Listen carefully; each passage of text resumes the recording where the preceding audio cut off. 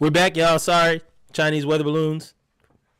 But we are back on live. Well, actually, I think we froze on college football on the segment where we were switching around. So, welcome back, and we're back, ladies and gentlemen, with our NFL segment of episode 175 of the Splashcast. This is going to be edited out, but for the people that are live, this is pretty funny. We got a few things we're going to talk about in NFL, man. It was wild card weekend. You can't get through any type of football news week without the Cowboys, or nasty man Deshaun Watson, or the Raiders. I mean, all of the drama is still here from the NFL, Shada. But start out with wild card weekend. Texans absolutely crush the Chargers. Absolutely destroyed them. I don't even know the score. I just know it wasn't close. Justin Herbert. Play like Sherbert. I don't got an answer for that. Herbert had the fourth worst passer rating in playoff game history, only to be beaten out by Drew Brees in the year that he retired, if I'm not mistaken, Connor Cook and Brian Hoyer. Kyler Murray and Carson Palmer. Boy, that sucks for the Cardinals to have two of the top six worst playoff performances in recent history. And that's pretty accurate. If you wanted to know, if you didn't watch this game and you just looked at this graphic right here, right there, and you were to try to figure out what happened in this game, you would have one of the better educated guesses based off this graphic, because it was an absolutely beat down. For context, 4 interceptions in the game, 3 interceptions for the season. Mm-hmm.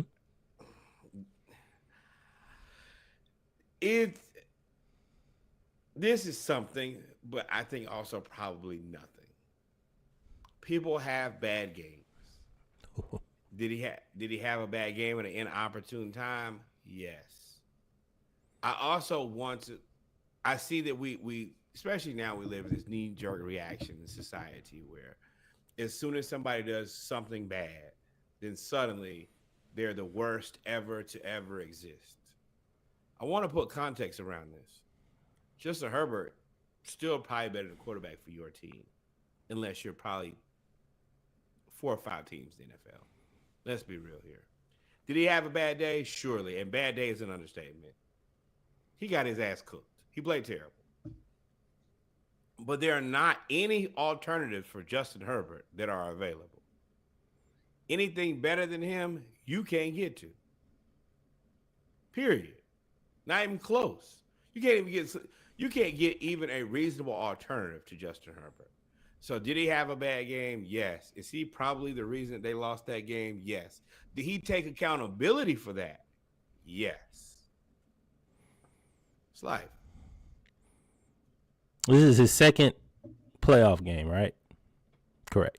First playoff game, he lost to who? Trevor Lawrence, if I'm not mistaken.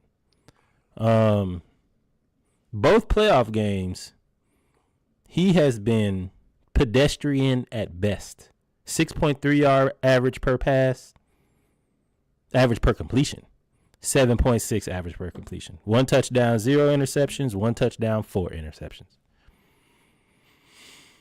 Justin Herbert, for as much flack that Trevor Lawrence gets from you, but from a lot of people, Justin Herbert has been living off potential too.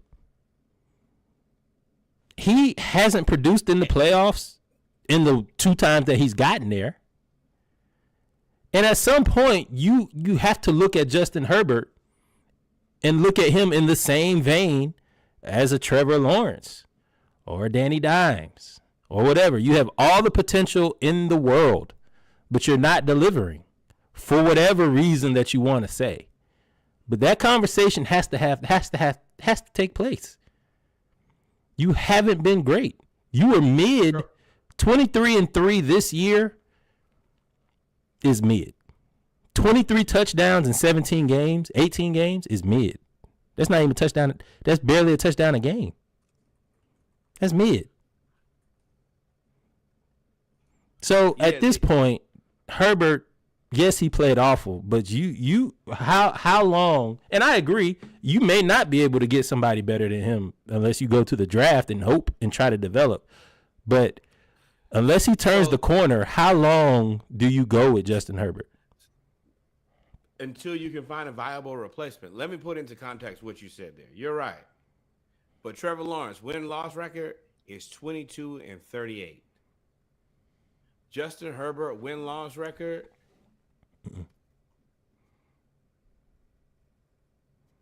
Hold on, I just had it. It's 41-38. He played 20-something more games, right?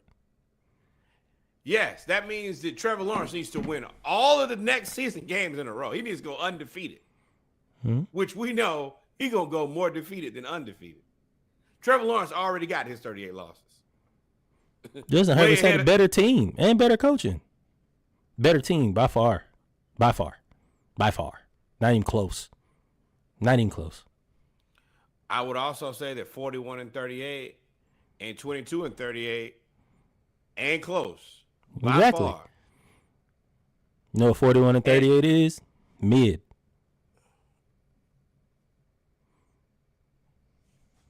Sure. Okay. Then what is Trevor like? Okay, if Justin Herbert is mid, then what is Trevor Lawrence at 21-38? Bad. But okay, Justin Herbert gets the narrative around Justin Herbert and the narrative around Trevor Lawrence are different. And to me, they should be similar. Justin Herbert is at the point now where you got to prove it. You've had 1, 2, 3, Reggie. 4. You had 3 Pro Bowlers on offense. You had a great defense since you've been there. Jaguars defense was solid. Now let's not act like Jaguars didn't have Joey Bosa. The Jaguars don't have Khalil Mack. They don't have Derwin James. They didn't have none of these players. Okay, so this is what I will say. I don't think that Justin Herbert and Trevor Lawrence are comparable. I don't think. I disagree.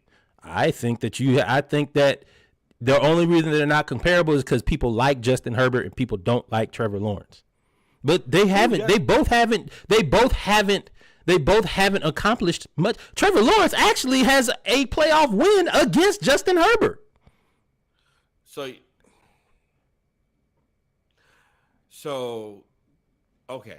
Like, we know all the quarterbacks in the NFL. Me and you have been potting for 2 years. Do you think that, like, and I'm asking you a legitimate question here. Do you think that Trevor Lawrence and Justin Herbert, if you're picking a team, is it like, and you got to pick one of the two, is it a tough call for you between the two that you pick? After this year, yeah. For now, I put them in the same or similar category. Justin Herbert has gotten by on pure potential. The same way that Trevor Lawrence has gotten by. Justin Herbert has had better teams. He had, Keenan Allen, Mike Williams, Austin Eckler. Bruh, Sam Darnold going to have. He had another pick? No, another sack. They're just letting him get it. Was somebody hurt? We can come back to this. I'm not going to forget my points. But was somebody hurt? Did they miss an offensive lineman? Yeah, they missing them on purpose. Oh, yeah, number 92. Hey! Dang, he got slung. They're not even hitting him hard. They're just, like, laying him down. Like, all right. Right. Oh, man, but we'll get back to that. But, like, Justin Herbert, at some point, I think I'll say this. Wait, let me say this. I'll say this. Herbert is a year away from where Trevor Lawrence is in terms of if Justin Herbert doesn't produce next year, produce something, playoff win or something, I think people will, a lot of people will start looking at it like, do we move on? What do we do? What can we do? If you better not arm your enemy though. That is the thing that I think that people are now getting to the point that they're kind of missing the boat on. It ain't this. plethora of quarterbacks. Yeah. that are world beaters. And I've looked at Trevor Lawrence and I've looked at Justin Herbert. Justin Herbert is probably a little too safe for me. But one thing about Justin Herbert is he is safe. Trevor Lawrence is not anything. And I want to be very clear. Trevor Lawrence has been the man and supposed to be the man since he was in the 8th grade. Period. Mm-hmm. After him leaving Clemson, he ain't never been the man. Never.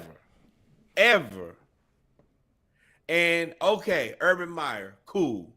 Now, Doug Peterson, you kind of got to back up on. Dougie P had them Eagles, and they was playing together. What did Justin Herbert do since he been drafted?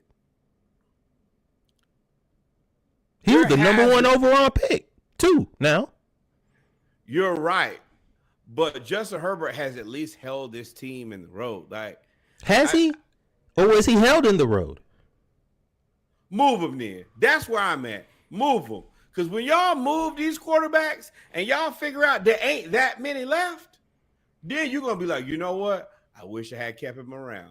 Go ahead. I agree with that point that it's not a lot of quarterbacks left. I can tell you for sure that if Jacksonville could trade for Justin Herbert tomorrow, they will backdate it today.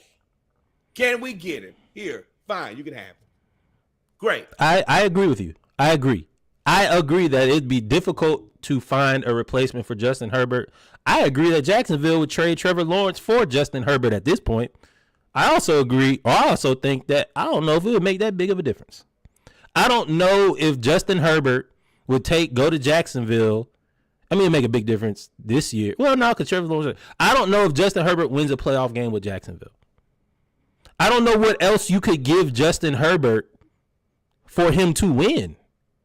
Right? The year that they lost to Jacksonville, you were supposed to win. You had a top defense that year. And you had Keenan Allen. I will say. And Mike Williams. But they ain't never.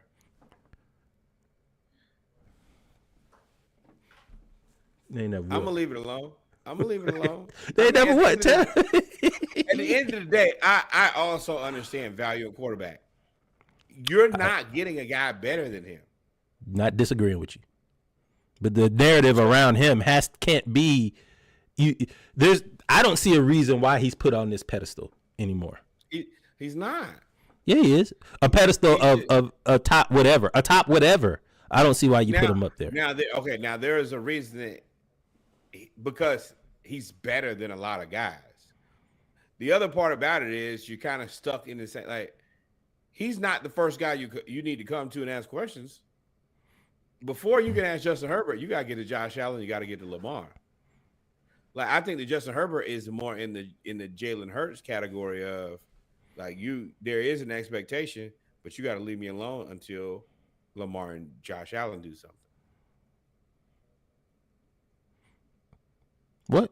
So you saying until Lamar and Josh Allen do something, Justin Herbert is okay? Yes. By way of, I think the expectation for Josh Allen and Lamar to get to the next level, like, you can't expect anything more out of Justin Herbert than you're gonna expect out of Josh Allen and Lamar, right? You mean MVP Lamar? Sure, you're right. MVP, Justin Herbert hasn't even been considered for MVP. You're never gonna be the MVP with Josh Allen, Patrick. Like, he's.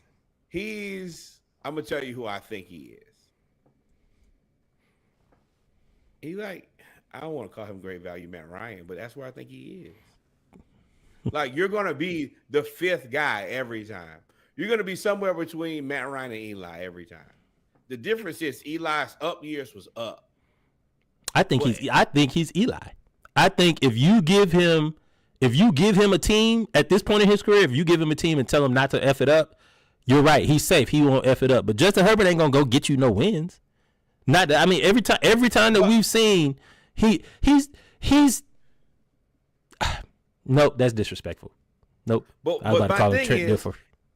Right, you're not. He's not Trent Dilfer. That's why I said he's not Trent Dilfer, but he needs to be. But like, being somewhere between Matt Ryan and Eli Manning is a Hall of Fame level quarterback. Let's be real about it. I don't put him nowhere near Matt Ryan right now. Matt Ryan, No.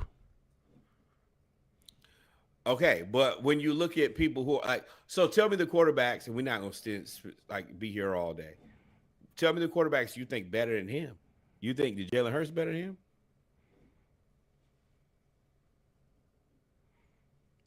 Yes.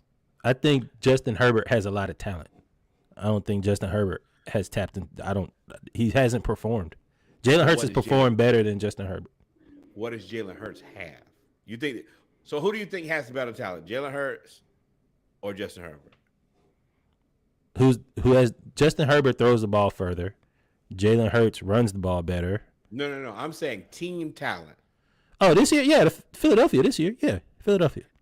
And what year have the Eagles had less talent than the Chargers? 2022. In 2022, did they have AJ Brown? No, I don't believe they had so. Devontae? No, 2021 was when Georgia won the national championship. 2022, yeah. Did they have Devontae? That might have been the first year they had him. Let's look at the Eagles. You said 2022? The 2022, I believe, is when Justin Herbert had Keenan Allen, Austin Eckler, and Mike Williams. AJ as Brown well on the team. 88 catches for 1,496 yards, 11 touchdowns. And I still think the Chargers 2022 team was better. Hold on. Let me tell you. Jalen Hurts, Miles Sanders, AJ Brown, Devontae Smith, Dallas Goedert, Jason Kelsey, Josh Sweat, Fletcher Cox, Hassan Reddick, Darius Slay, James Bradbury, C.J. Gardner-Johnson. Oh, no. Justin Herbert, say what you want to. He ain't played with that. In 2022? The 2020. Look at the 2020. Okay, I'll look at the 2022 Chargers. Let's look at the roster. It ain't that. I don't know how to look at the roster from the and Linval Joseph. Oh, I'll pull it up for you. 2022. And Mike Williams was in 2022. Mike Williams was. You're crazy. You're crazy. Mike Williams was the number 2 receiver. He was the number 2. Mike Williams, 63 catches for 895 yards versus Devontae Smith, 95 catches for 1,196 yards. His rookie year? Close. He did that his rookie year? 1,000. Wow. 196 yards and 7 touchdowns. A.J. Brown's 88 catches, 1,496 yards and 11 touchdowns. What did Keenan Allen have? Ain't not that. Keenan Allen, 66 catches for 752 yards and 4 touchdowns. In 2022? Yeah, he did. 66. So it's 2020. Was it 2021 that they lost? Damn. I got to look because 2021, Keenan Allen had 106. And in 2023, he had 108. Oh, he played 10 games. He was hurt. Oh, he was hurt. He was hurt. 2022 was the worst year you could have been. Maybe it was 2021. I need to find Justin Herbert. Dallas Goedert had 55 catches, 702 yards, and 3 touchdowns. Boy, the tight end. It might have been the 2021 season. Like, I like Jalen, but there's no way that I can put Jalen Herbert and Justin Herbert in the same category of, like, rosters. No. Oh, it's 2021. 2021. My bad. 2021, 2022. My fault.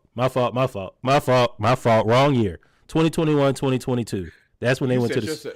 Boy, you were like 55 catches for Keenan Allen. I was like, Keenan Allen had 55 catches. I'm like, boy, hey, bro, this is a master. This is historically like one of. That's the time where you're supposed to win a championship when they look that good. I don't have nothing. They made it to the Super Bowl and lost to the Chiefs. Right. But I'm that. So 2021, Keenan Allen. Hold on, time out. I'm gonna shoot you some bail. I've been there before, and you got a little over. overzealous and he was like, you know what, this the year. And you're like, you know what? No, that was not. It was the year before. My bad. My bad. Give you no grace in podcasting, bro. They just expect you to know. I got a job that I'm also. No, I read it wrong. I did. I had nothing to say. Keenan Allen in 2021 had 100. So it's 2021, 2022 is the year. That's before he got there, right? Okay. Before AJ Brown and Devontae got there, right? Or maybe that's the year Devontae. So that year, 2021, you had Keenan Allen, 1,138 yards, 6 touchdowns, and Mike Williams, because Mike Williams got that contract and then he hurt his back. That's why I remember that, because he had a bunch of. He's with Pittsburgh now, right? Yeah, that was a hell of a season. That was the season. And they lost in the first round. They lost in the wild card.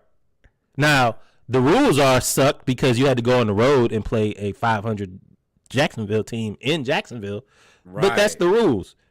Yeah, Mike Williams. Yeah, 2021. Yeah, he went. Yeah, 76 catches, 1,100 yards, 10 TD. Yeah, and then they had Austin Eckler. Yeah, that team. Fair. So, okay, sorry. We'll wrap this up because I don't want to have a Ladd McConkey style debate, which we won't. But Justin Herbert played awful. The Texans defense looked phenomenal, or he made the Texans defense look phenomenal. I saw so many first career playoff picks of his 4. They went all to first year players. Kamar Lassiter, Derek Stingley, somebody. I was like, dang, dog, you getting killed. Wait. Are you talking about the same defense that we saw just destroy a team yesterday? Like, you're right. Mm-hmm. But those guys are really good football. All of those guys are good football players. There are no bad football players on that team. That's the Texans. They had to come into Jesus moment before they got to the playoffs. Because remember, everybody said this is a bye week for the Chargers because the Texans were struggling. No, we did not all say that. Rex Ryan said that, and I respect Rex Ryan for after him saying that, him backtracking and saying, you know what, I was wrong. It's okay to have a take. It's okay to believe in your take full-heartedly. Sometimes life just ain't going to go your way. Yeah, and Herbert did complete the ball to somebody, and this is the year I will say, if you were going to shoot him some bail, you shoot him some bail because he only had one receiver, and it was Ladd McConkey, and he was throwing the ball to Ladd McConkey the whole game. As a matter of fact, if he didn't throw it to Ladd McConkey, he threw it to the Texans, and because I think he only completed like 14 passes. Ladd had 9 of them things. So that means the other 5 were incompletions, which means 4 of the other 5 were interceptions. And let's put it into context. That Texans defense, this is what we've expected out of them for forever. Even D'Amico talked about it. This defense, like that swarm belief, in Texas, I want to kind of give y'all a little heads up. This is your time to flourish because you're not going to be able to keep all these guys at this. You can't pay everybody. You have an embarrassment of riches right now, and that's fine. With that being said, you kind of need to get it done in this year and next year because eventually Will Anderson going to want his money. Kamari Lassiter going to want his money. Shaziz. Then you still have to look at the offense. Oh, you forgot Derek Stingley Jr., who's before Kamar. But the thing is, all of those dudes are 5-year contracts, 4 + 1. Well, 4, because they're not going to play on the 5th year. So, I mean, you can actually kind of cascade that money down on defense. Okay, but and then you got to pay CJ. Right. If you do that, that's cool. You're going to lose somebody. You're going to lose somebody's. That's the other part about it is you're gonna lose all your linebackers. You're gonna lose Danielle Hunter. Right. That you just got to replace Jonathan Grenard. Yeah, but I mean you just got if there's one thing I believe the Texans can do is draft. So they're gonna lose Danielle Hunter, but at that point Will Anderson is just gonna step right there and they're gonna pick another person. You're gonna lose your offensive coordinator too though. So yeah, I mean you was gonna lose that regardless. When you don't have an offensive coach, you're going to lose your offensive coordinator forever. That's why I always say people. That's why you said last pod you need to go with an offensive coach most of the time, especially like New England. Otherwise, you're just gonna keep having turnover. Right. But I mean, you're right though. So You got to figure it out because it's you got 3 years. Texans, they're in a perfect storm, sure. But if you don't get it done this season, then you're gonna be in a different position where your expectation may be higher than your capability. Right now, your capability is way higher than your expectation. Oh, raggedy ass Texans, they just kind of got it together, whatever, X, Y, and Z. They've been bad. Everybody's cool with that. You're going to turn the corner where the expectation is CJ Stroud to be elite, that receiving core. I mean, you're going to have to stoop down with worn down tools and figure that out too, because you're going to lose. You're probably not paying Diggs. No, Diggs out of there. But you got Nico, so you're going to pay Nico. Or Diggs might take some money off. But I don't know. But you got Nico. Tank Dell is going to be the interesting one because of his potential and his flashes that he showed. Plus, he's cool with CJ, but his leg done blew up twice now. But that's also pressure. Life has changed. You're going from the hunter to the hunted. That changes things for a lot of people. That's the thing that I think the Chargers have dealt with earlier than everybody else is. They've been hunted for the last couple of years, not the hunter. The Chargers? Hunted by who? In the AFC West, they're number one. The Chargers. Excuse me, you're wrong. I'm wrong.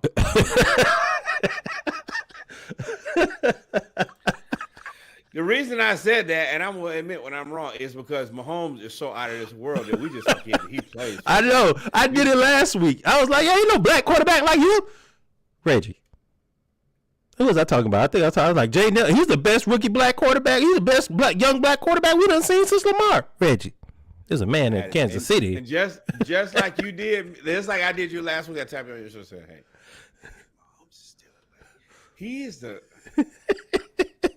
They done been off for a month. He's Voldemort. He's Voldemort for the rest of y'all. Like, he's not my problem because my team is an NFC team. But, boy, Lamar... and Josh Allen, I don't care what y'all do. Y'all gotta have bad dreams. Ain't no answer. And it's they're gonna get all them. They're gonna get all the MVP. They may steal the MVP this year for Josh Allen, but it ain't gonna matter because you still got to go to Kansas City, and you still got to beat them. I honestly want to get mad and throw my mic stand because Lamar is going to end up with 3 MVPs, and he's just not the most valuable player. You're not better than Mahomes. This year he is. This year he's been better than Mahomes. He's not. Yes. See, that's where you get tricked. No, it's a year-to-year award. Is he better than Mahomes? No. It's just, are his numbers going to be better than Mahomes? Sure. Well, I mean, that's not fair. That's subjective. You can't measure that without the stats. I agree. That's the reason that you put Lamar in this terrible situation. My stats say I'm better, but I just can't beat him. Mahomes is legitimately the big brother that you don't want to deal with. Even as a little brother, I know sometimes I've been better than my big brothers at things. It don't matter. He's just going to beat me. And that's what's, especially if it happens this year. What do I do? That's the one thing that Mahomes can do that nobody really has an answer for is he can son Josh Allen and Lamar. Only person he can't son is Todd Bowles. And you can't say that, like, this team's not like, oh, well, this team's definitely better than what they got. No, it ain't. These teams are evenly matched. He doesn't have the Jalen Hurts embarrassment of riches where I have A.J. Brown, Devontae Smith, Dallas Goedert, Saquon Barkley, throw everything I got on defense. Who? Mahomes don't got that. No, he doesn't. His receiving core is better this year than it was last year. But last year was last year was trash. Last year, I'm gonna tell y'all this. Y'all had no business letting him. Yeah, y'all fucked up. Y'all had no business letting him win a championship last year. Because last year was like, With what? Last year was your year, San Francisco. That's why y'all going through what y'all going through. Last year was your year. San Francisco's fault is that they never gonna pay a quarterback. You can't be cheap forever. Hey, one thing we know. Yes, you can. Baltimore ain't never gonna pay no wide receiver. And you ain't gonna get no Super Bowl. You gonna get put out of here. It's the same thing dealing with a bro. You can be cheap as long as you want to. Eventually, you gonna have to spend your money, bro. If you want her to be happy, you gotta spend some money. Yep. Good tangent. Good Patrick Mahomes tangent. Justin Herbert. We talked about that. Matt Conkey has. Nine catches. I've never called him Matt Conkey before. 9 catches, 197 yards, a touchdown, long of 86. I mean, Justin Herbert, I was making that stat up, but I guess I was right. He really only completed 14 passes. 9 of them went to Ladd. 4 of them went to the Texans. Right. There's only one, and the other one was a throwaway.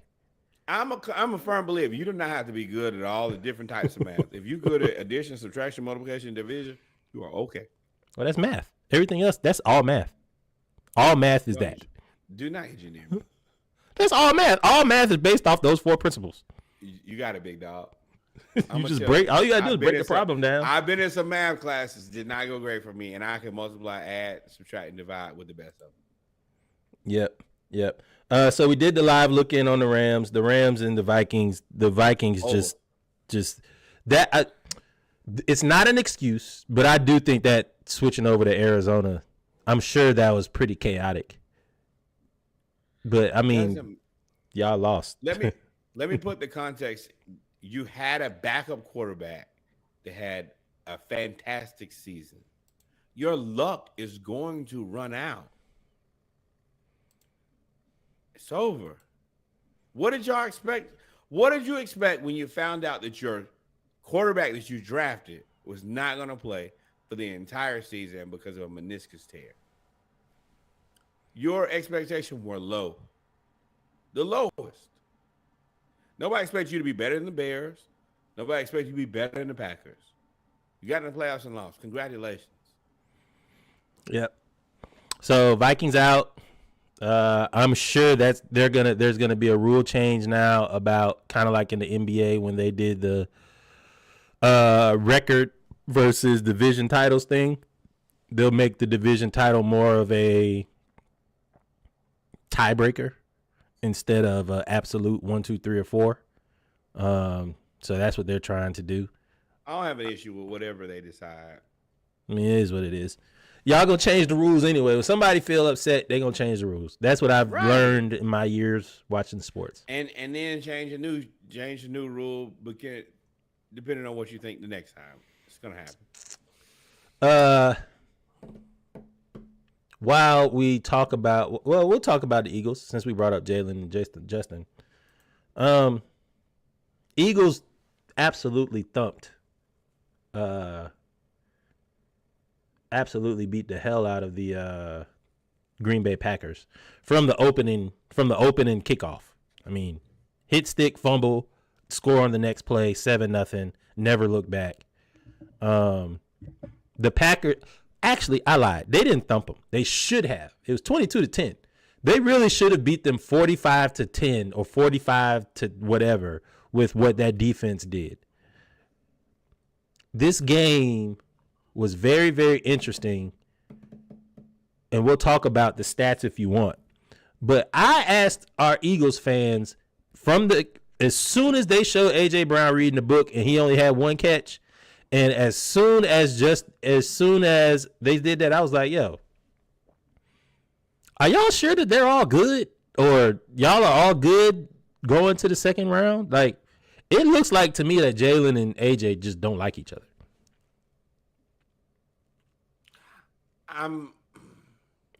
AJ Brown was reading a book during the wild card game because he only had 1 catch. No pun intended, but I'm not going to read into this any more than what it is. But I want to tell you what I got out of this more than anything is if you look at the Packers football team, you probably can't name many players on that football team. Is that a challenge? I mean, I could, but They all got hurt. Like the one thing I can say about this game, everybody got hurt. Like it was an ambulance around there. Right, but what I'm also saying is the Packers don't have a bunch of guys who you have a bunch of name recognition on. They have found their guys, and their guys work well in their system, but they haven't spent the money and went and got what you're looking at versus the Eagles. The Eagles have every name in the book, period, on both sides of the ball. And the Packers have just like, hey, these are our guys. And they might have been a little overmatched. You can do that as much as you can, but at the end of the day, when you're looking at A.J. Brown, Devontae Smith, who do they got at tight end? I can't think of his name right now. Dallas Goedert. Yes, Dallas Goedert. Stiff arm. Stiff arm that man to hell. Right. Saquon Barkley. Then you look at the defense. They've paid their guys, and they paid a lot of guys. But the Packers are still kind of in the position where we could make some moves, and we have some money to actually buy some contracts now versus I think Philly is probably they don't have any more money, and they don't have a way to really acquire any more large assets. The Packers are like, hey, we're probably a season away from really playing for it, like trying to go all in on a championship anyway. Philly is like championship or bust at this point. That I knew that's where you were going, and that's what I agree with. The Packers are ahead of the last year. The Packers is where this year's team. Well, last year's team shouldn't have made it to the NFC Championship. Hell no, they're always one step ahead. Like no, they were way they overshot their boots way too high. But they outkicked their coverage, but that's great. This year's team did it again. This year is where I expected last year's team to kind of be. So you got to realize the Packers have the youngest roster in the league. Correct. So it's hard to get a lot of name recognition when you have the youngest roster in the league. You do have Jordan Love. Romeo Doubs, he went out with a concussion, and he already plays with the helmet pad. Right. Then they lost Hicks. They've gone by saying we don't really have a number one receiver. We just got a bunch of receivers. And then last week, you remember, I talked about it. Christian Watson, their number one, tore his knee blew up in the last game because you were playing for seeding. So as of the second quarter, they were missing their top 1, 2, and 3 receiver. Correct. Right? At that point, you needed all of them to even stay competitive against the Eagles in this defense. Correct. So I agree with you that the Eagles are win now. I disagree with you in saying that you're not reading too much into this with A.J. Brown reading the book during the game. A.J. Brown has expressed frustration all year with Jalen Hurts. Remember, even on that 9-game, 10-game winning streak they had, they were beefing. And for A.J. Brown to say, hopefully this pulls up quick, but for A.J. Brown to say, my teammates call it the recipe. It's the first time I heard that y'all got me on camera, but it's not the first time at the game. I've been reading the book. My teammates know it. And then Jalen Hurts in the press conference, I've never seen him read. I've seen the book. Oh, he does say I've seen the book in his hands. Okay, I misread that. He said I've never seen him read. So you're right. You could look too much into this, and this could be nothing, or it could be something. Oh yeah.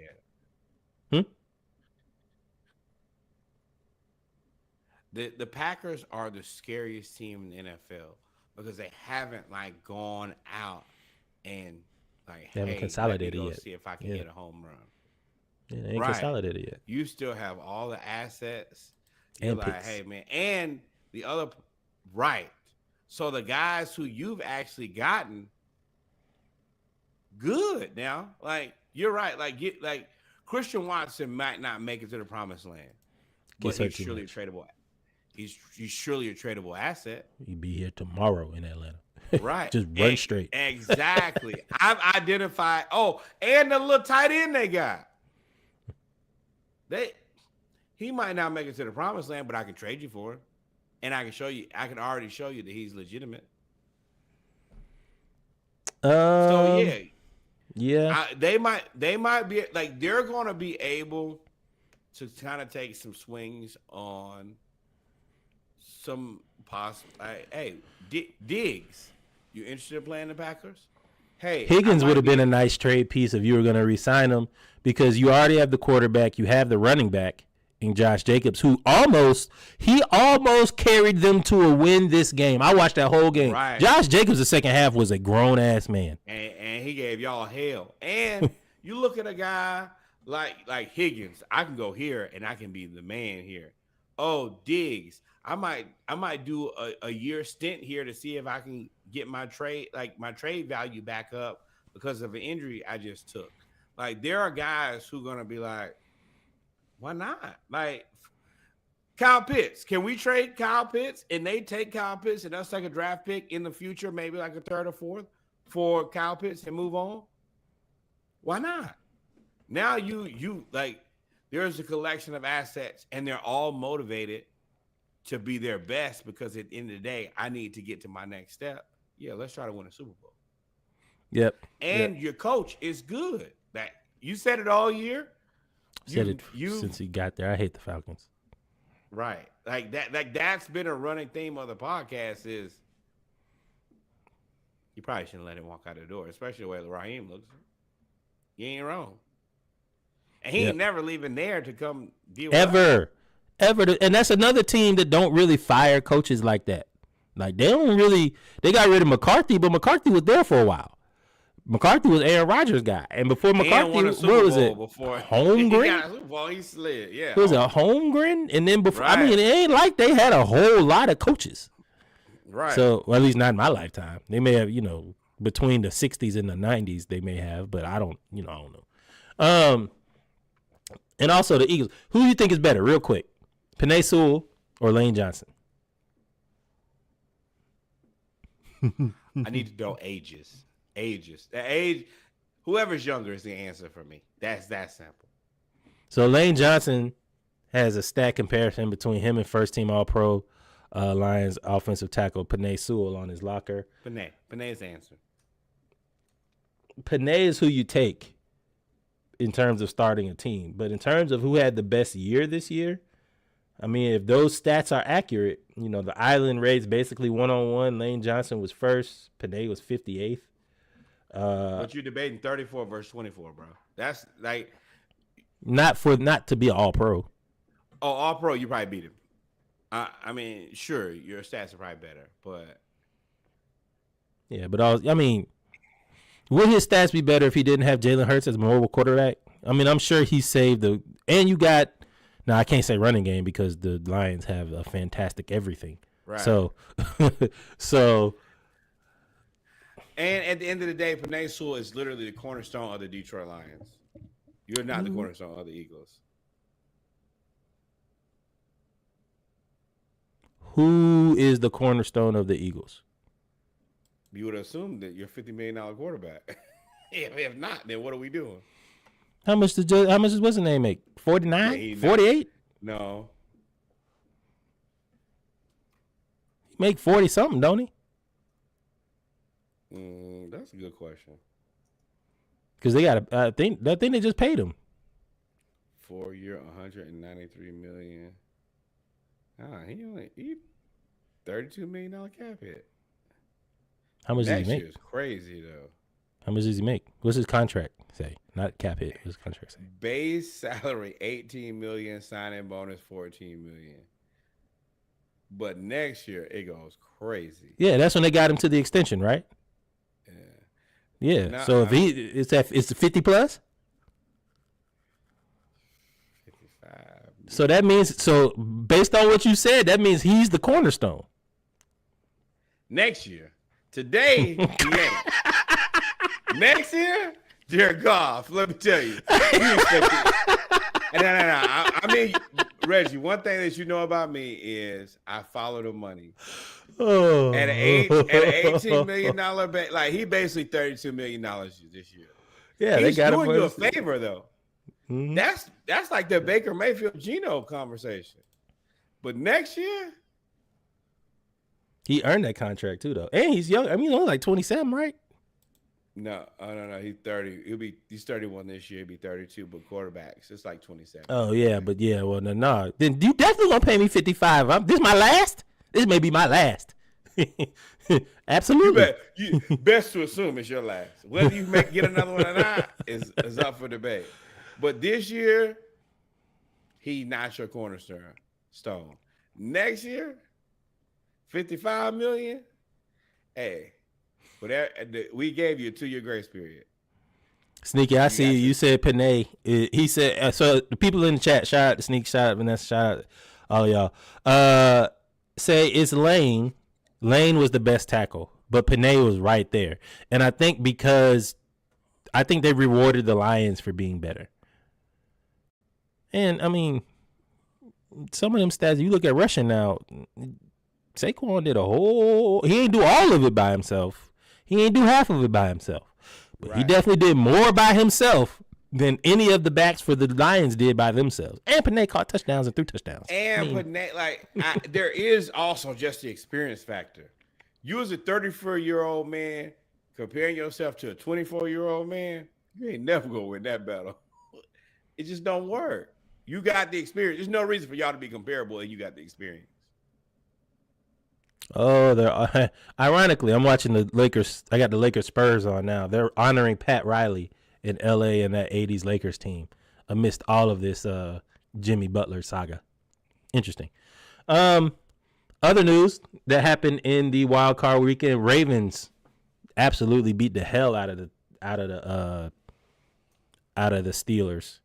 And now folks are starting to call for Mike Tomlin to be evaluated in terms of replacing him. I don't think they won a playoff game in what? Do it. 10 years? Do it. Hey, I can't wait for y'all to take that little raggedy organization, throw it away. Y'all want to do it anyway? Go ahead. Now, the Steelers, as you know, don't fire. Now, if the Packers, we said the Packers don't be firing nobody. The Steelers fire. I don't think they fired a coach. I think everybody has retired. They've only had four coaches their entire time that they've been around. Cowher, Tomlin, and there's one other person. I can't think of the dude before Cowher. That's who I can remember. But let me be very clear. I will fire Raheem Morris myself for my time. I will leave Houston, drive to Atlanta. I will find Arthur Blank and demand that he fire Raheem. Yeah, fire him. Me. And when he asked why, because Norwood said so.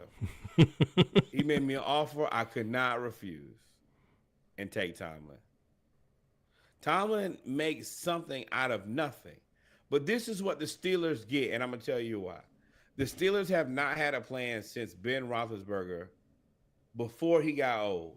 I kept looking at the Steelers like, oh, y'all just never going to have a quarterback? Whose fault is that? Have a quarterback. Now, I'm going to shoot the Steelers the tiniest bit of bail. They had Dwayne Haskins, and I think that they wanted him to be the next guy. You stole my point. Go ahead. But I still don't like, and that situation is unfortunate. Unfortunate. But you're a business.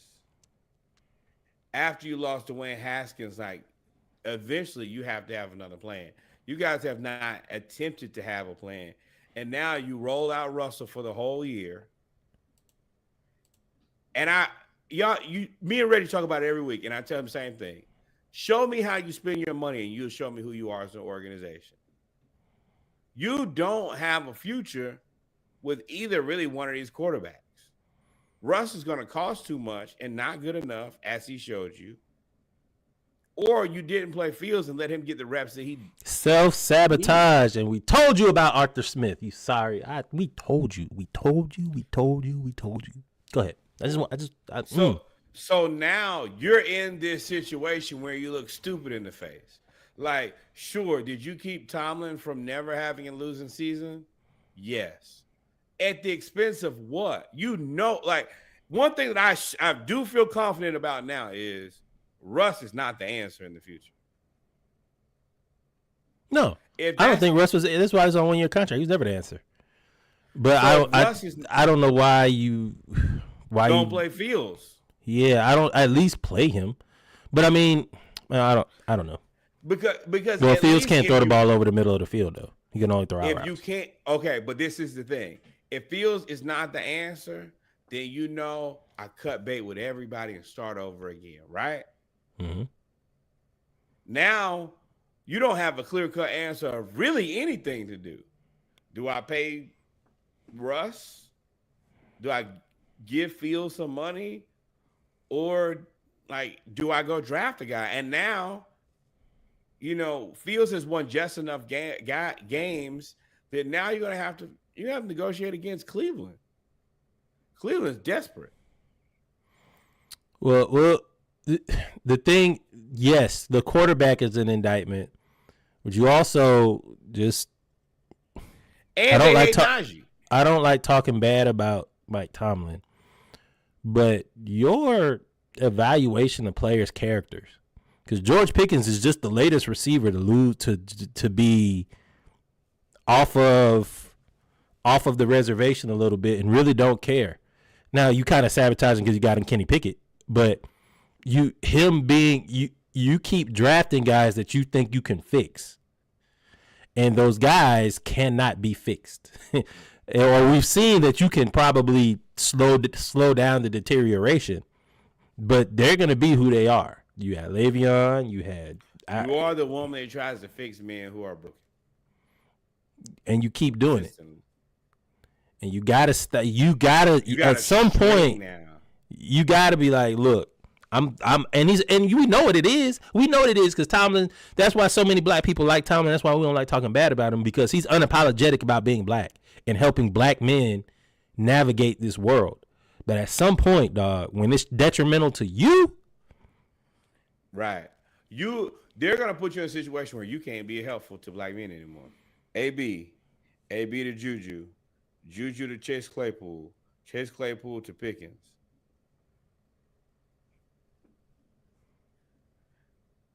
Man, if you keep dating the same man, you forgot about Deontay Johnson too. Oh, Deontay Johnson. You're right. 5. Is it the men or is it you? If you draft these players who can't be reasonable in your organization, is it the players or is it you? And it don't matter. You're going to be the person held responsible either way. Yeah, you definitely are. So, I mean, shout out to Lamar. I mean, Lamar had a hell of a game. Derrick Henry had a hell of a game. We buried the lead on the fact that they won, but we kind of knew that they were going to win. Right. But we always said that. I said all season, the Steelers are a scam.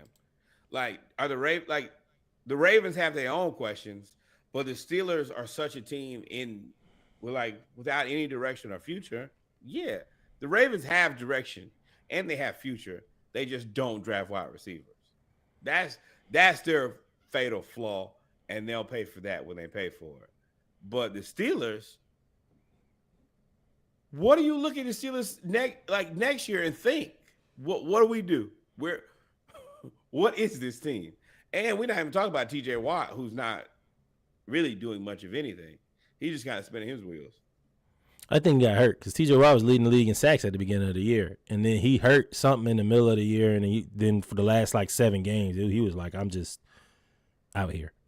So I mean, I don't know because he was so unstoppable until that Washington game. Boy, he destroyed Caleb McGarry. He took him outside and said, "Me and you, we're gonna have a moment," and he had a moment on his.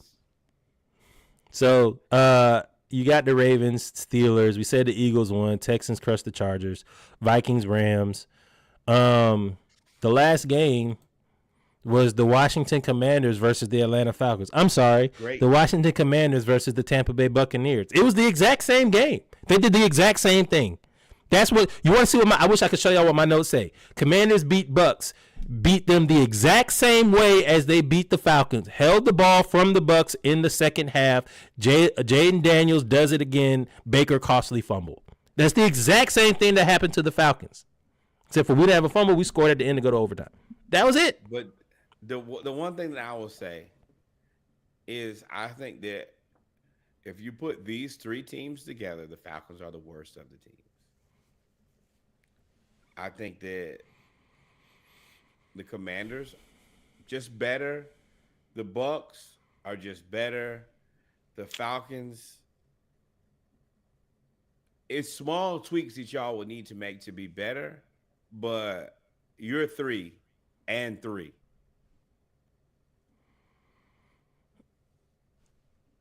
I don't know. I don't know. The Bucks gave this game away. They should have won this game. Baker fumbling. They just, you couldn't really stop Dan Quinn. The Commanders doinked their way to the they doinked their way to the win. This Jaden Daniels, and just like Dan Quinn in Atlanta, I am happy for him, but just like in Atlanta, that first year is always great under Dan Quinn, that first or second year. Right. But you've got to figure out what they're going to do, because Cliff Kingsbury looks like he's going to be hired to go somewhere else. And get out of there. And you'd already seen him start asking questions. Do you want to be a head coach again? And he's trying to, when you got a good job and you're doing a good job and you don't want to bring attention to it, but he's like, oh, this is what it's like not dealing with Kyler. And I don't think that Cliff Kingsbury is good as this. I'll be honest, if you look at it, it's just Jaden Daniels. And if Cliff Kingsbury is smart, you wait and take a good job, not any job. Don't take a Jacksonville job. Don't take a New York job. Don't take a Raiders job. Take a job where you can get what you need in order to be successful. I think that this has shown that if Kingsbury... Shoot, tell me. I'm interested. Why do we think Kingsbury is a good coach? Because we don't, but Jaden Daniels is making it look good. That's what I'm telling you. You should wait until you can get a job with a guy who can at least do the job well enough to not give you all the pressure. Well, that was more of a response to your. This is what life's like outside of Kyler Murray. There was life before Kyler Murray for Cliff Kingsbury. He wasn't a good coach. The only time Cliff Kingsbury has been viewed as a good coach is when he had Patrick Mahomes. Other than that, as an offensive coordinator, he's been underwhelming. They were talking about firing him in the middle of the season this year. So, and if you really look at the offense, it's not Cliff Kingsbury. It's just Jaden Daniels' ability. He ran the ball down the whole fourth quarter. He ran the ball down the field. I said, I know exactly what's about to happen. They about to stop him, and they're gonna run the ball down the field with Jaden Daniels, and that's exactly what they did. And they did get Austin Eckler back. Now Austin Eckler back makes that team very interesting because Jaden Daniels was going to him. He's a check down guy, right now as a rookie. But what I'm telling you is what Jaden Daniels was doing was not Cliff Kingsbury's coaching or game planning. Cliff Kingsbury's just like, good job, son. Sweep right. No, I'm just gonna call this play, and Jaden, hey, just don't let's just see how it develops, and then find Jaden. He looks like a Lamar clone. And they said it in the profile, and I was like, fuck out of here. He's just patient and okay, I'll take this. He's a different version of Lamar. If Lamar was 6'5", he would be Jaden. But this is the thing, just like Lamar, y'all better go get him a receiver. They got like that. Hell no, man. And just like Lamar, Scary Terry needs to be wide receiver too. You need to whatever capital you got.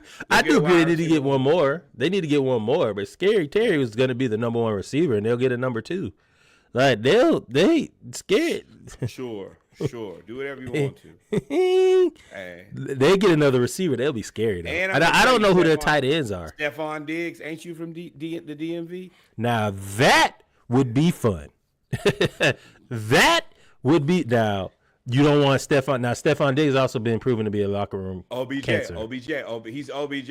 You're wide receiver 2 because of your catalog and cachet. But I'm going to go get another guy who's a rookie, like Luther. I'm going to get Luther Burden, I Diggs would. and Burden. Or See, Tet. you're not getting the Tet. You're not getting the Tet. You forgetting about trades, dog. Like they can move. They have pieces to move too. They got 2 defensive tackles that they can. One of them can go. Like they got money. If you can, when you have a rookie you quarterback, you're gonna have money too. If you T. Higgins. I'm cool. If I'm Higgins, I'm going to Baltimore. I'm calling him on day one, bruh. This is the jersey number that I want. I changed your life. I don't think Baltimore can afford him, but I do think Washington can. And him and Jay, you just called him light Lamar. So Lamar, now you look at that scary Terry. 1-on-1, Terry's hard to guard. Now, rolling the coverage to him is difficult. But 1-on-1, he's the best. They called him the best contest. He was the best contested catch person this year. I don't agree with that, but I'll let the numbers do what the numbers do.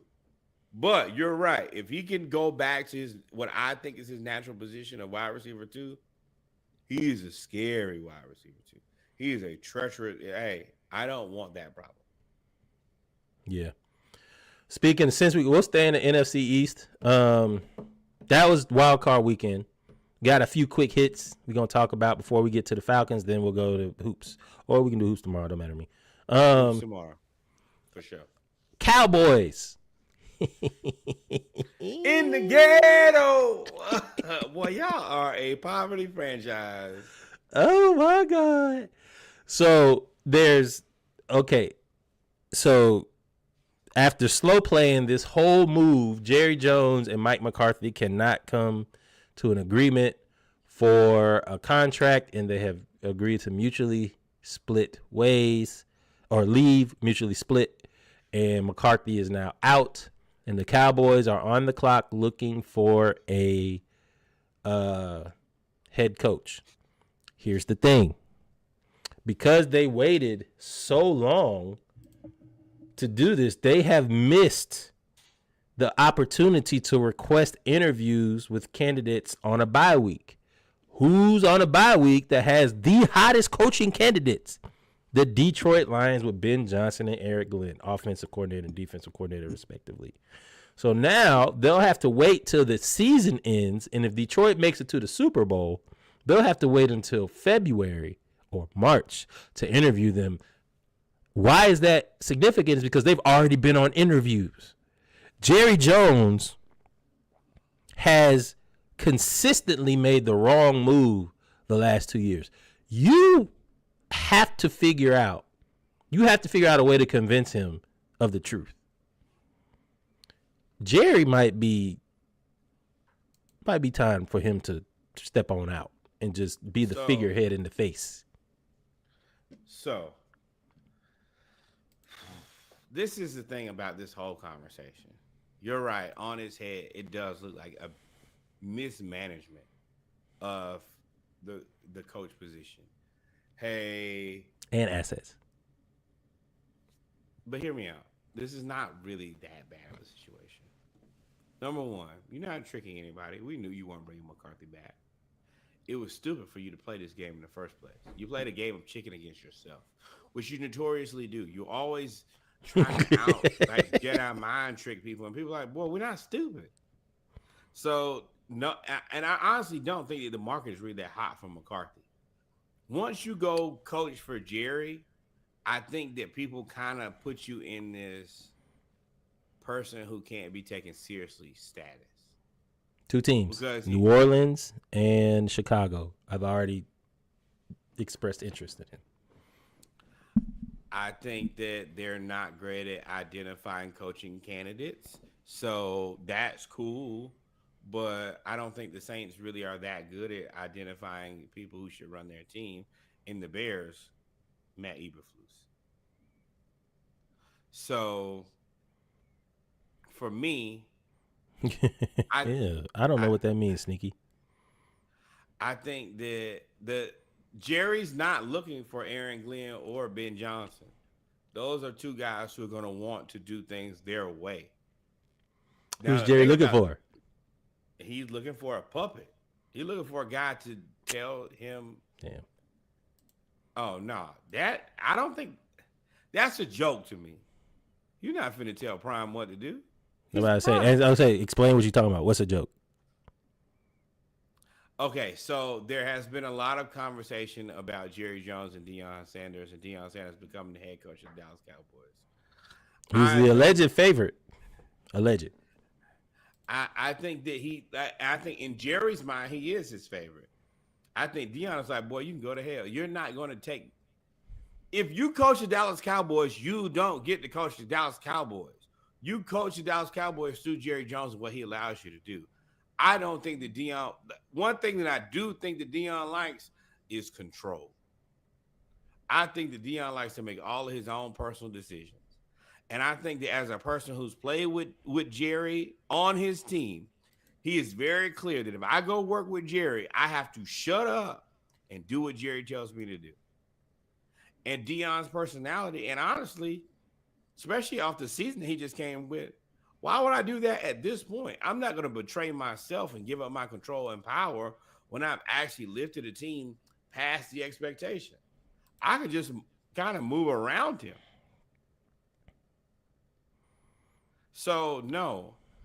But I don't think that Aaron Glenn was a legitimate option because Aaron Glenn's going to want to run his show. I don't think that Ben Johnson is a legitimate option because he's going to run his show. The guys who want the Cowboys job, they're order takers. I think that those are specific guys. The Mike McCarthy, who was the guy before with the red hair? Jason Garrett. That's the mold. I'm going to listen to what Jerry tells me to do, and I'm going to do that. And well, according to our resident Dallas fan, they're saying Jerry really hasn't made the decision for a while since Stevens got in there. I can't agree. I don't. If you're telling me that Jerry didn't make the decision to wait to pay Dak and CD and Steven did, then that's inconsequential. Then they both don't. And if you tell me that Steven got Jason Garrett and Steven got Mike McCarthy, those surely look like bad Jerry decisions guys. to me. Yeah. So, I mean, Deion going to Dallas would catapult. I mean, the amount of money in Dallas would triple. Like he would be the guy. Now, if that were to happen, hypothetically, if he were to get Deion, then you're going to have to move on from Dak because Deion is bringing Shador. And if you think he's not, the other part about it foolish. is, I mean, I don't know if y'all ever read The Art of War, but never outshine the master. Deion is going to outshine Jerry Jones. And Jerry Jones is not interested in that. Jerry Jones is not bringing a guy that's going to be more popular and more interesting than him. Jerry Jones is the king of that plantation, pun intended. Even though that ain't really a pun. But that's what it's going to be. So you're going to find a new guy who just does what Jerry wants, and that's going to be the answer. But for him to believe that to think that like Deion is going to do that, it's funny to me. But Deion like, boy, how mad did y'all say? I ain't going to be there. Why would I leave Boulder for that? Yeah, so and they did make that point. That was the point I was gonna make. Shout out to Sneaky. Before those two guys, you had Parcells and Wade Phillips, and they're not order takers. I mean, how long did either one of them last?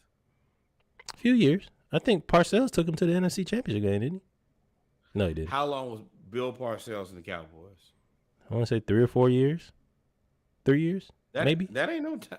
That ain't no time. That's fine. Bill thought it was gonna be one way, and then he got there, and it was another way, and he got on from around there. But I think that's earlier. That's earlier. Now, I think if you look at Jerry, you have done like that's the reason I think that Mike McCarthy knew what it was. I'm just have to follow a lot of directions. But outside of that, it's over. It's over.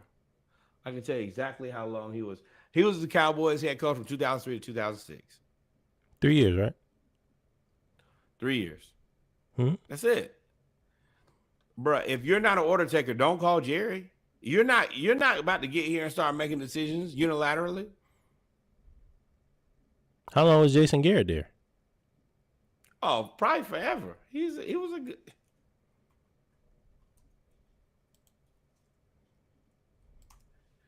He's a different guy though. He's Mr. Order Taker.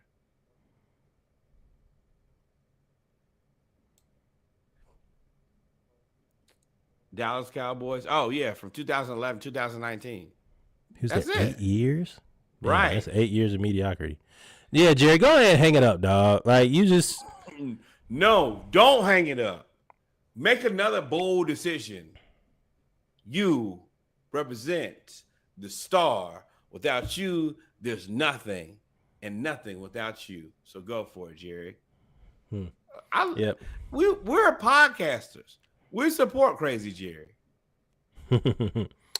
Other news, real quick. Ed Reed just got hired as the offensive coordinator for Chamblee High School here in Atlanta. Surprising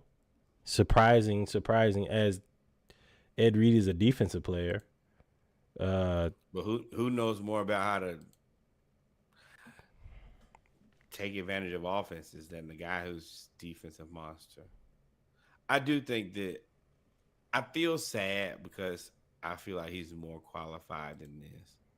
But that Bethune-Cookman fiasco has kind of put him in a place. Why you feel sad? That was his fault. I don't feel sad. I don't feel sad at all. You decided to go out there and go public and criticize your boss publicly on the internet while riding around in the boss's office without a contract. You decided to do that. This is how you got to get it. You are a good guy, great person. I'm sure you'll be a great coach. You're a great motivator of men. You actually have your head on straight, and you doing this for the right reasons. Everything you said you wanted to do at Bethune-Cookman, but the way in which you did it showed that you needed to start. You needed to start down at Chamblee High School so that you can learn how to be that person when you go up. Because you can't do that again. And you're right. You tripped. You went too far, bro. You can't. Hell no. Hey man, I wish you well. And this is where you land. Now work your way back up. You a 2-star, 3-star? No, it was a 4-star. So he was right there, though. He was right there cooking when he was going to be their head coach, and then just tripped out. Now you went from Bethune-Cookman to, I mean, contextually, that's tough. Yeah, that's a long from job. The head coach of an HBCU to like, hey, I'm an offensive coordinator for a high school team. It's not like the high school team. It's not like it's Buford or something like. Well, he also don't have any. He ain't had no experience, right? Right. So you was getting Bethune-Cookman off reputation. Well, then your reputation. Right. You was leaning. That's the part. A lot of that'd be my thing. Is so many people want to lean on HBCUs. Hey, bro, we're not charity cases. Y'all think that? Oh yeah, they just gotta have me. No, we don't. Yeah, it's not the way Chin is looking. Y'all need to look at that resume. God, crazy, dog. Crazy. 31-10, four championships across 2 conferences. Runner up in the first year of the HBCU national championship. He's and they're gonna be better next year. That's crazy. They'll be better. And this is the part. This is not hate, but I'm gonna be real.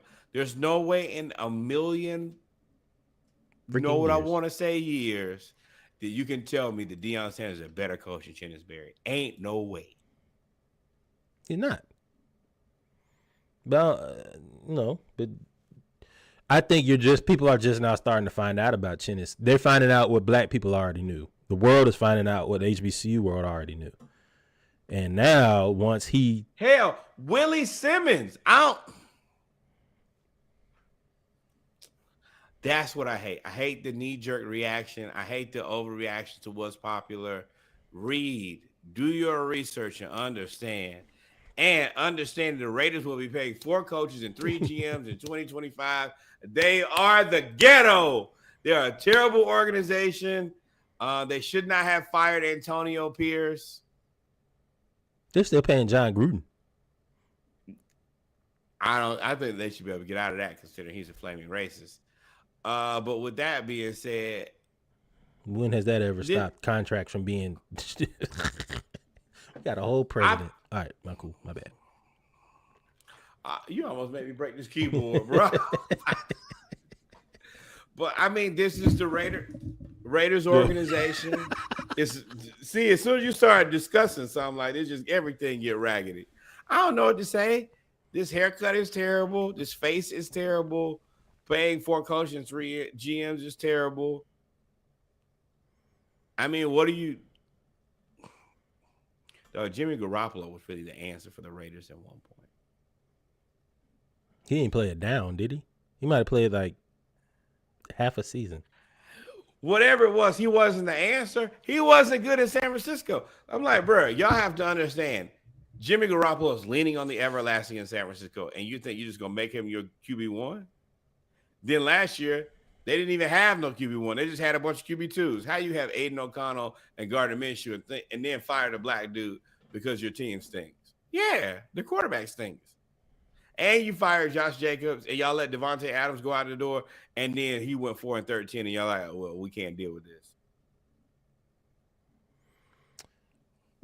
Yeah, and pay for that. They gotta figure out. No, they don't. Pay for the stadium. Don't talk to me no more.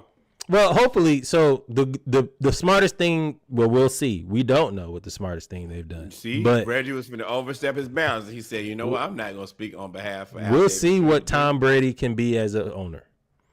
So he already has flexed his muscle in terms of being, I'm Tom Brady, and got a interview with with Ben Johnson from the Lions, who said, I was not going to interview with the Raiders except for Tom Brady called me and convinced me to come interview for the Raiders and laid out a plan. Now, that could be just respect, but the fact that Tom Brady could at least get you in the door, that may be a turning point. But they've got a lot to do. And if they don't get Ben Johnson, I don't know who they're going to get. Just like old boy transferred to Michigan. If Tom Brady calls your phone, I'm an answer. I'm not going to the Raiders, though. No. You want us to fly you out there on a private jet so we can talk? Yeah, sure. I'll be there. The Cleveland Browns. This involves Raheem Morris. This involves Jimmy Lake. Oh, come on, man.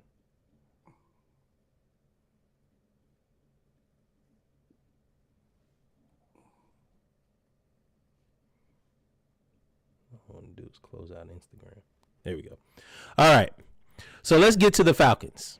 Why? Because this involves Raheem Morris, Kirk Cousins, Jimmy Lake, and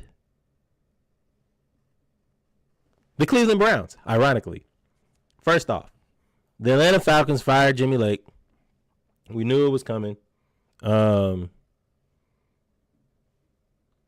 Defensive coordinator, first-year defensive coordinator. We told you that Raheem Morris was going to be on the hot seat after this year. I think he was on the hot seat, him and Terry Fontenot. And as I always say, when coaches are on the hot seat, that means coordinators get fired.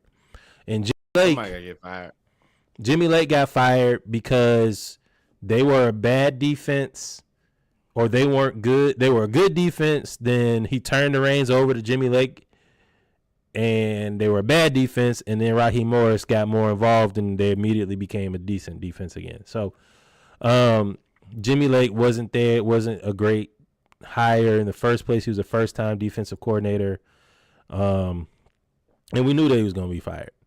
But ain't no more excuses now, Raheem. This is it. And Terry. No. You can have all the excuses you want. You still get fired. And Terry Fontenot.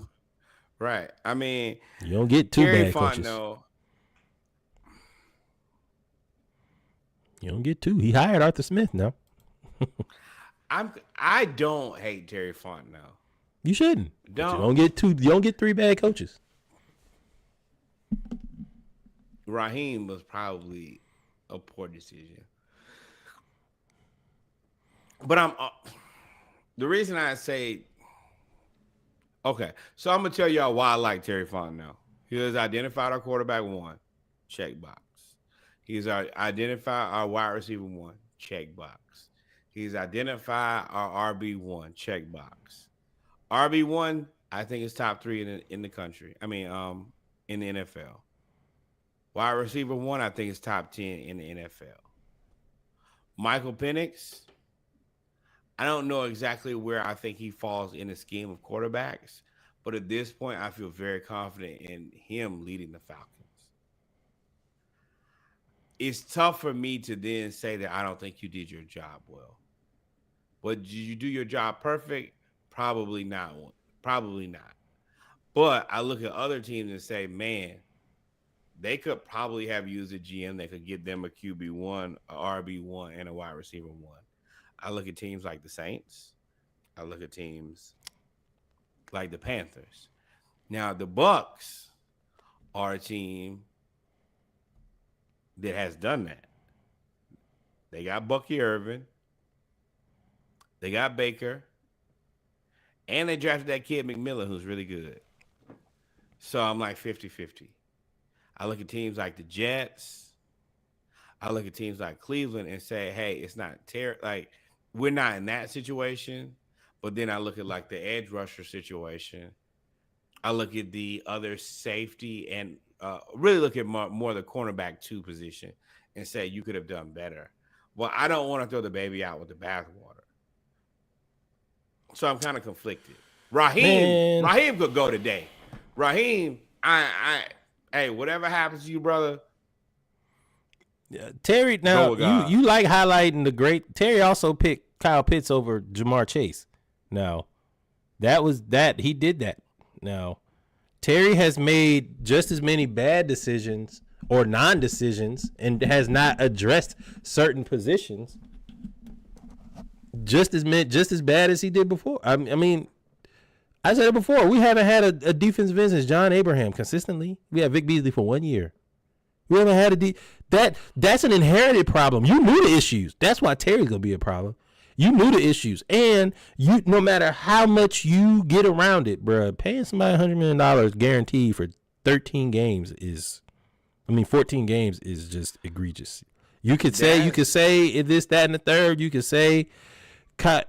That is it, and it looks even worse because Michael Penix looks good. Like that's why it looks bad.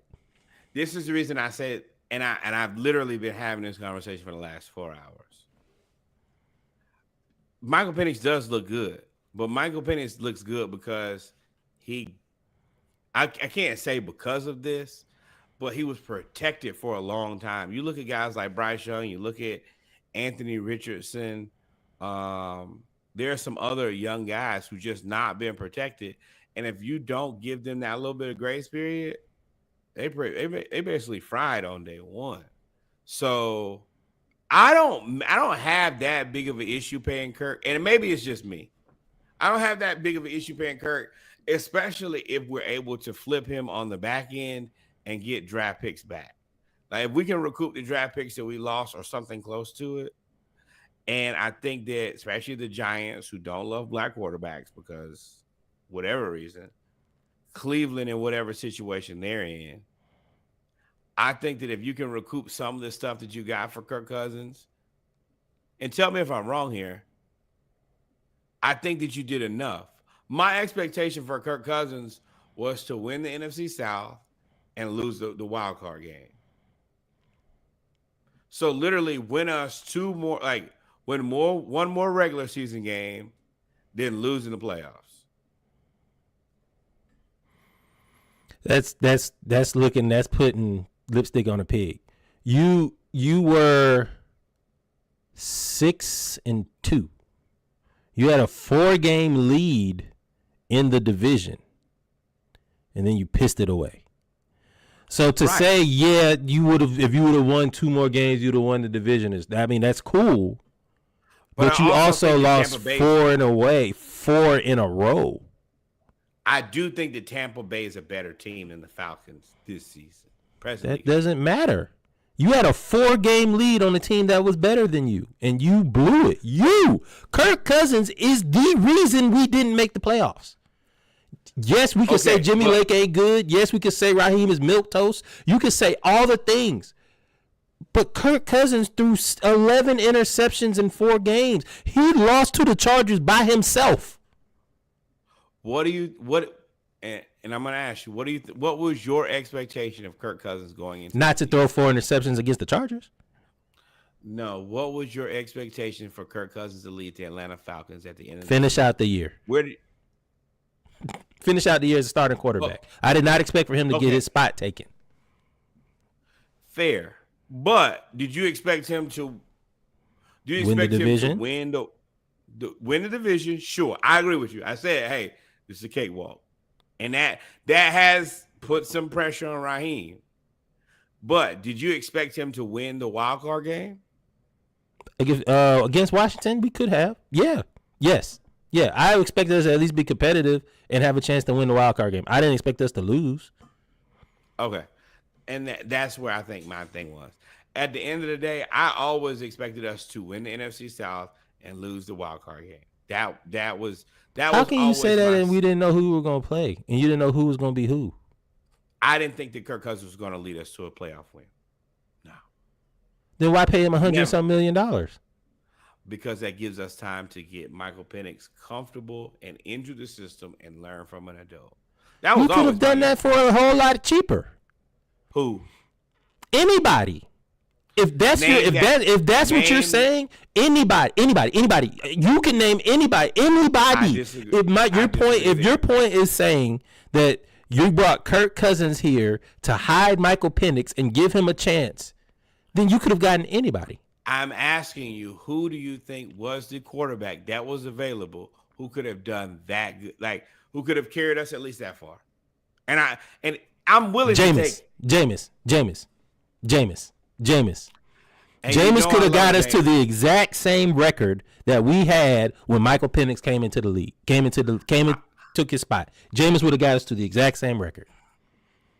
As much as I like Jameis, I don't think that Jameis has a Kirktober. I don't think Jameis loses 5 in a row and throws 11 interceptions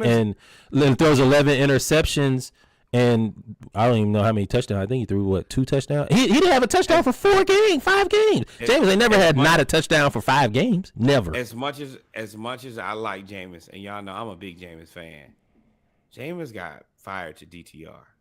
And I mean, it is what it is. But Jameis lost the job to a guy who ain't nowhere near Michael. Man. And maybe that's me. I'm okay. Everybody else can be upset, and I have to let people have their feelings. But my expectation was always, now I told you, my expectation was winning the NFC South, but after the NFC South, I knew you were gonna lose. So that's the reason you saying all of that, then he didn't meet any of your expectations.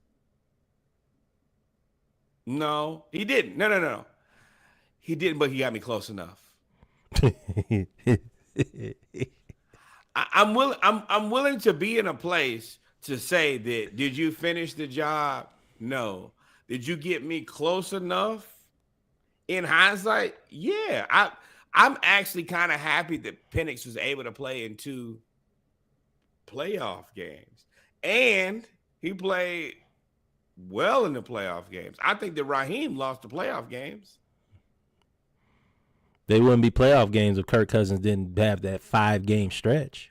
Fair. I agree with that. Kirk got us to the playoffs. You sending a lot of bail to Kirk, man. Yeah, because to me, my expectation was lower than everybody else's, which is it wasn't. Everybody's had, apparently the expectation was for him to win the division. We've said that here. It was most people. Everybody I know said the division was minimum, and you didn't do it at all. Which I'm saying that he didn't meet the mark, but after I had no expectation after him winning the NFC South to win anything else. But he's 0 for 1. Maybe my expectation was too low. Obviously, it wasn't. Couldn't have been. We didn't win the South. NFC South. What you mean? Right. I had the most appropriate expectation of this man out of everybody. No, you didn't. Assess this. No, everybody was wrong. Everybody's expectations was wrong with the Falcons. Every single one. That's right. That's true too. Because of Kirk Cousins. And now I didn't really want to get this far into the Kirk Cousins talk, but the reason I brought it up is because Deshaun Watson re-ruptured his Achilles, allegedly doing TikTok dances or working out. Either way, he apparently was not wearing his boot. I'm saying all of those words like allegedly and apparently because we don't know, and we're not gonna. We're not. I mean, there's a video of them. We don't know that's when he tore his Achilles. Yeah. We don't know when he. There is a video of him dancing doing a TikTok, and that's not really dancing to me. And I don't think that they have if that's what you're gonna take the money back, the Players Association gonna be on your ass. Let me tell you. I'm gonna be very clear about that. So I just think it's just a loss to take.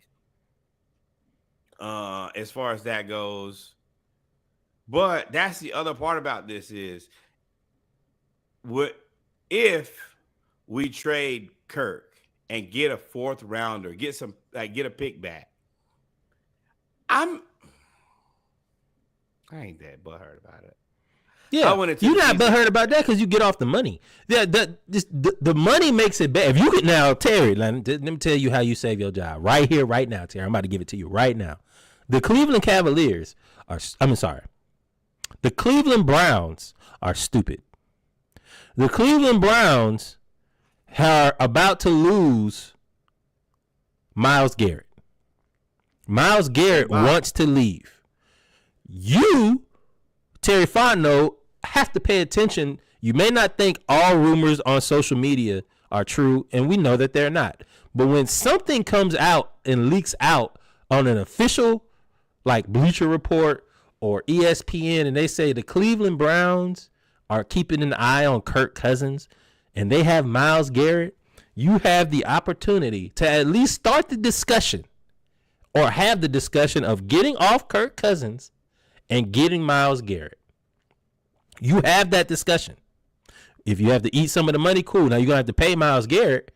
So you may be able to negotiate and say, nah, I can't eat some of that Kirk Cousins money because I got to pay Myles Garrett.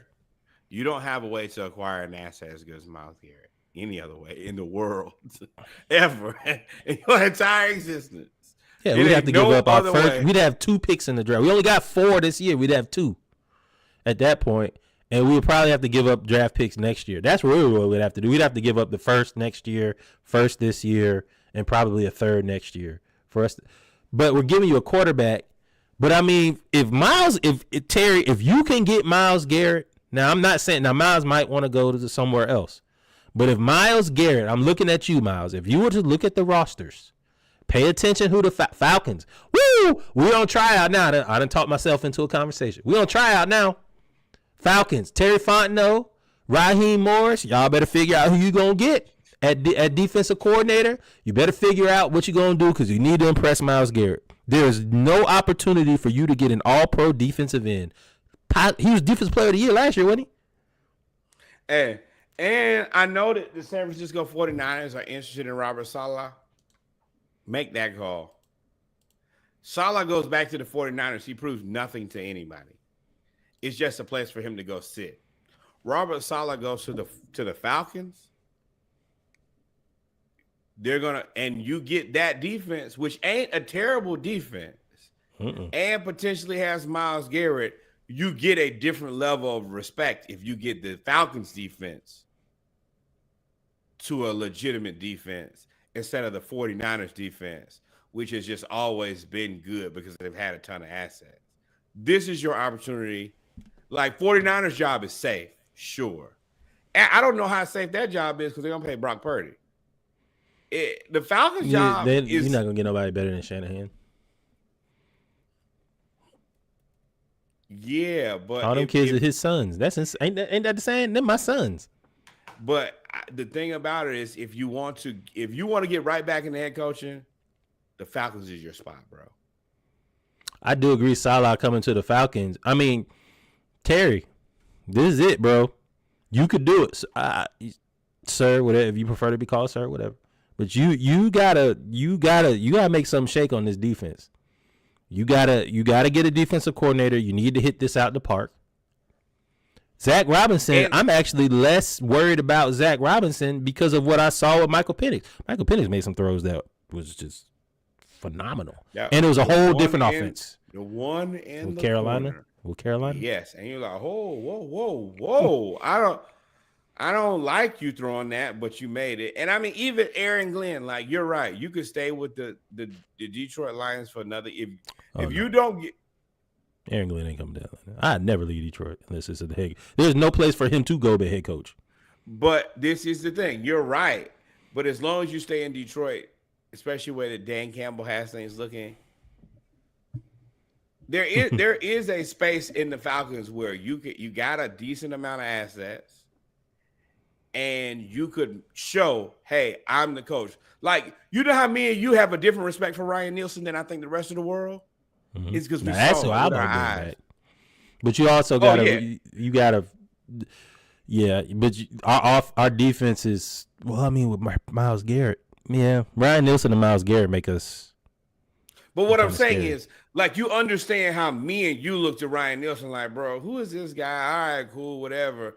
Then he came and he made this defense that wasn't a world beater defense into the defense carried us when we had fucking Ritter. I knew Ryan Nielsen was good because he came from the Saints. And he was the defensive line coach when they were good. But he's also I said that he's a guy who, the way that he coached the Falcons, I think that he should have been in the conversation for a head coaching job. Then he went to the Jaguars and then just kind of. Well, they were good on defense, and then the rest of then they were not. And I don't. But this is your opportunity to come to a place and influence the defense and get your respect. If Robert Saleh goes to the 49ers, I don't blame him, but that's safe. And you probably sit there for longer.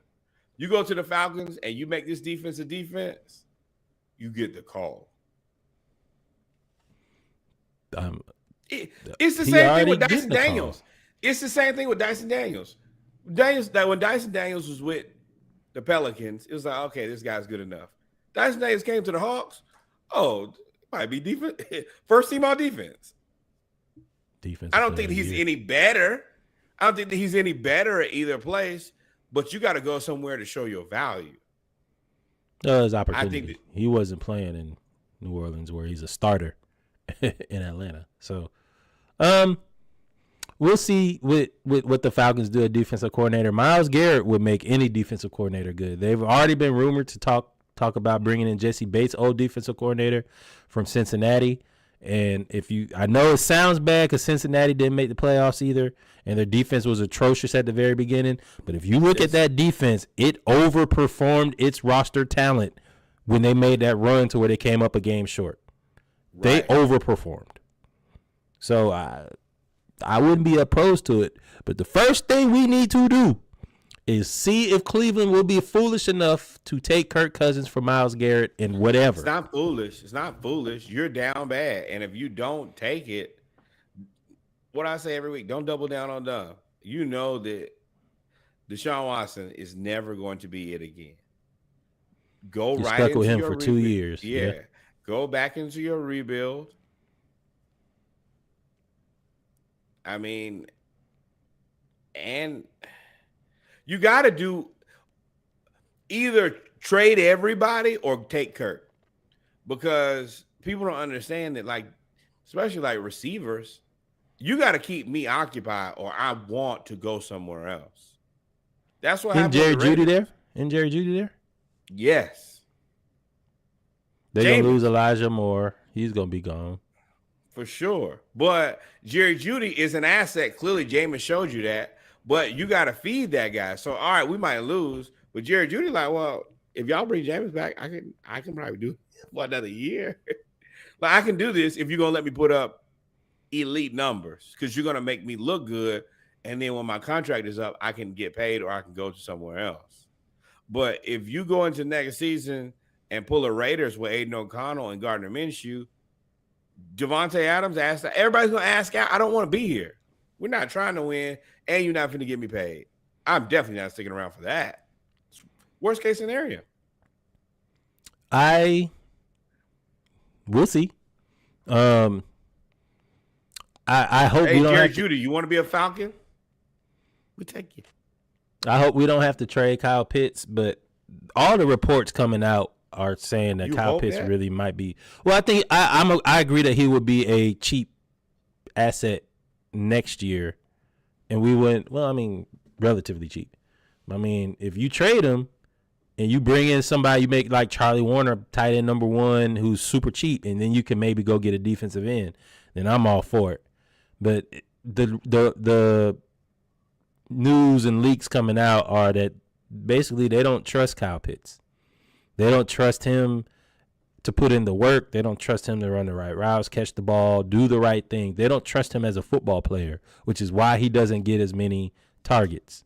It's unfortunate, but because I think his first year he was fantastic, and then he just didn't have any guidance because we were so in flux after years 2 through 3.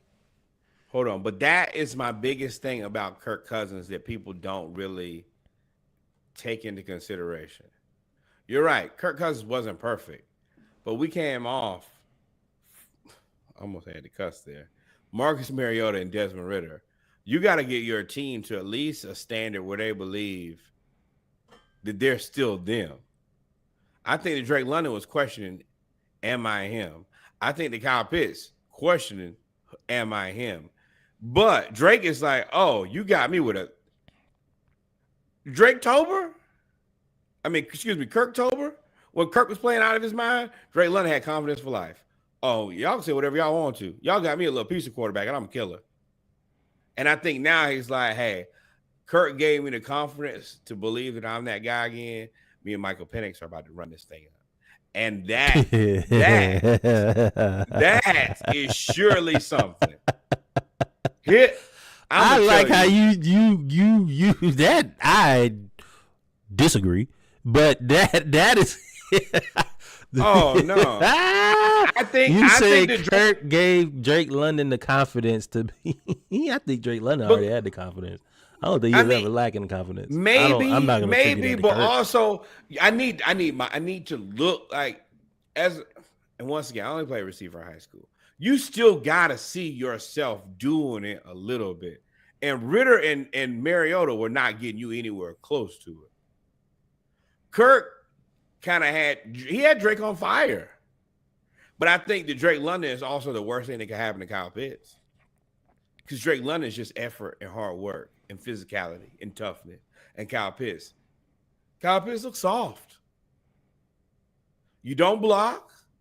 You don't go get the ball like Drake. You don't play with your hair on fire. You don't do anything other than just be real big and kind of fast-ish. But you look like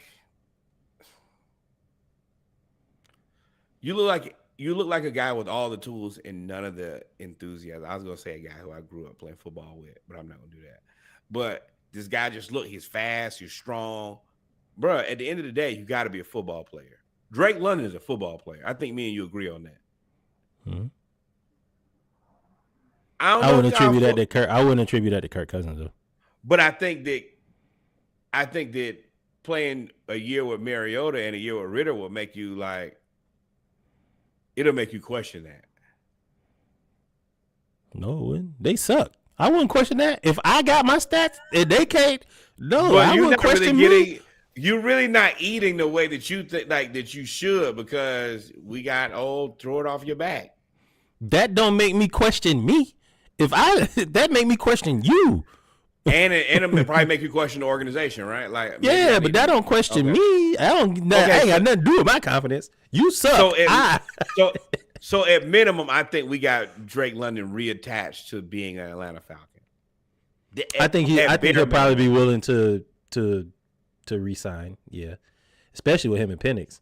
Penix, man, I'm not gonna get on the hype train yet, but them throws was the breakdown of the throws was crazy. The Washington game was crazy, minus the interception. The Carolina game was crazy. The Giants game was practice. It's you also gotta manage the ego in that too. Like you don't want the guy like Garrett. Like I told y'all when Devontae Adams showed up, Garrett Wilson was like, bro, What is he doing here? Drake London is like, hey, Atlanta's a cool city. I might have my own quarterback. This might be mine. This might be my place to be the man. If I go somewhere else, I might have to go somewhere else and be a sidekick. I can be in Atlanta with a guy who's got some experience, who can throw the rock. And Kyle Pitts, I'm number one here. And Mooney too. Like that's an unwarranted shot at Garrett Wilson. The only difference is Garrett Wilson, the Jets didn't change from Aaron Rodgers. They didn't have that. That could be a feather in Terry Fontenot's cap. But what I'm saying is it's the maintenance of ego too. Like Garrett Wilson, and I said that Devontae Adams should not go here, bro. No, this is my spot. If y'all gonna bring somebody in, bring in a supplement to me. This guy is you guys' best friend. This is the quarterback that this is the guy the quarterback wants. It makes that receiver feel like, oh, I'm second fiddle to this guy, huh? This is the guy who you've been waiting on. Drake don't feel that. Drake feels the exact opposite way. Kyle Pitts was here first. I'm the elite pass catcher here. This is my job. I think I'm gonna do a mock draft where I trade away all of our picks and see who I can get. We only got 4. So if I make 2 trades, I could probably get Myles Garrett and another receiver. It's very simple. If I was able to walk away from this Atlanta Falcons draft and I had a player who was either Myles Garrett or as good as Myles Garrett, I am happy with life. Period. Yeah. Unless we're going to get Abdul Carter. I want James Pierce from Tennessee, really. He's 6. I see that a lot. He's a problem. Him and the kid from Texas A&M. I see them like 1 2 1 2 1 2 1 2 1 2. Texas A&M guy, he's a Warren Nielsen guy. He's an edge setter. I want somebody that's going to bend the corner. I'm tired of setting the edge. I want somebody that's going to bend the corner and get there. I want a murder. Send me a murderer. If that guy is not about removing quarterbacks' heads from the rest of their body, keep them. Exactly. But, ladies and gentlemen, we come to the end of the football segment of episode 175 of the Splashcast Monday Night Raw. We are going to take a break. /will be